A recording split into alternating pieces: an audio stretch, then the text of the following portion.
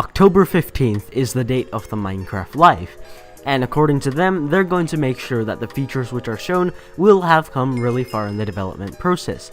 Now let's take a look at some features that were announced at Minecraft Live, but did not come really far in the development process and ultimately did not actually get released. The first scenario is features that are not ready, such as Archaeology. Archaeology was shown very early in development, and a lot of the stuff wasn't polished enough and wasn't actually ready to go for, well, Minecraft. So they actually showed it off. They were planning for it to be released 6 months later, and they didn't actually get it done. So that was kind of a bummer because I was actually really excited for it, along with a lot of the community. Same thing with the next feature, Birch Forests. And now this is a different thing. They are saying that concept art is not a commitment with this. Now that is understandable, but that concept art showed a whole new biome, so of course people were expecting at least some features correlating to that concept art, not just filler art meant to fill the gaps between when they are talking. So yeah, that's the second type, and the third type is Fireflies, which are features that are already done but had complications in the process. Now this complication for the Fireflies was that Fireflies were actually poisonous to the frogs. They didn't know about that, and then they added the Fireflies and the way that the Fireflies were going to get processed into the frog lights, and then after that they found out that Fireflies are poisonous to the frogs, and they eventually just swapped it out with magma cubes instead of Fireflies. So yeah, that's the complications in the process. They could have added it as an ambient mob, such as the bats. However, they didn't. So yeah, that's that. So those are the stuff that they want to avoid in this Minecraft Live, and they are going to be making sure to avoid it. Now, talking about new features, 1.20 will be announced at Minecraft Live, or whatever they call the next major update. I'm just assuming that it's 1.20 because most major updates follow that naming scheme.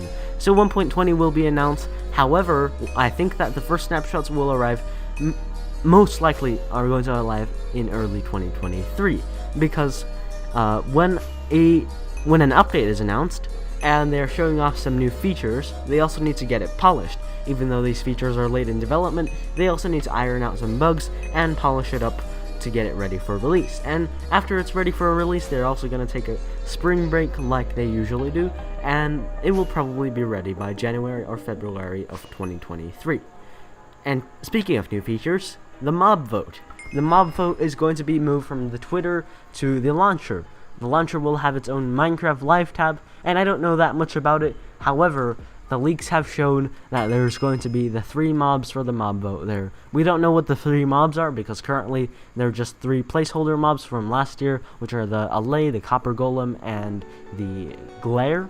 But those 3 mobs will probably be announced before Minecraft Live, and at least a week before or a couple of days before, so that the players get some time to think about what they're voting for, and because that there's going to be a Bedrock Festival. The Bedrock Festival, like was tested in Minecraft Now of August, is pretty much a Mojang run server. It's somewhat reminiscent of the old legacy minigames, legacy console minigames, if anybody knows about those.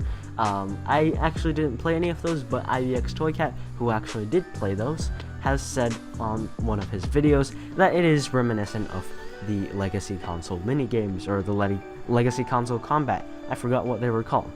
But those are pretty much just gatherings. People from all over the world who have Bedrock just gather up, and there's activities, there's different mini games, and there's also the main part, which is the voting.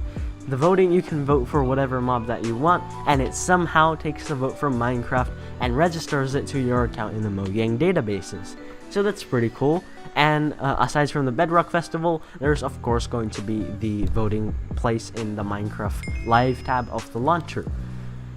So now they're pretty much avoiding non-players and Twitter influencers who have nothing associated with the game. They're pretty much just avoiding them from voting, so people who have nothing to do with the game can't influence the game in any way. Now, I think this is going in the right direction. These are big strides in the right direction. But we can't forget about the chat reporting. Even though the chat reporting is bad, us Minecraft community is very resilient, and we will get through this. We will make change. We are going to keep trying to tell the Minecraft developers and get them to listen to our concerns. They have been listening, like I said, but remember, do not harass any of the Mojang employees who are not associated with it. Like, for example, King B-Dogs is not associated with the chat reporting feature, or Agnes is not associated with the chat reporting feature. Jeb might be, but he probably is not associated in development of the chat reporting feature. Just don't harass any of the Mojang employees. We will get through this. We will get our voice heard, but not through harassment. That will just make them want to ignore us more, and we won't get any changes done to the chat reporting. Anyways, that's it for this video. I hope you enjoyed. I'm very excited for Minecraft Live, and I hope you are too. Tell me in the comments what you think will be announced there. Anyways, that's it, and I'll see you in the next one. Goodbye.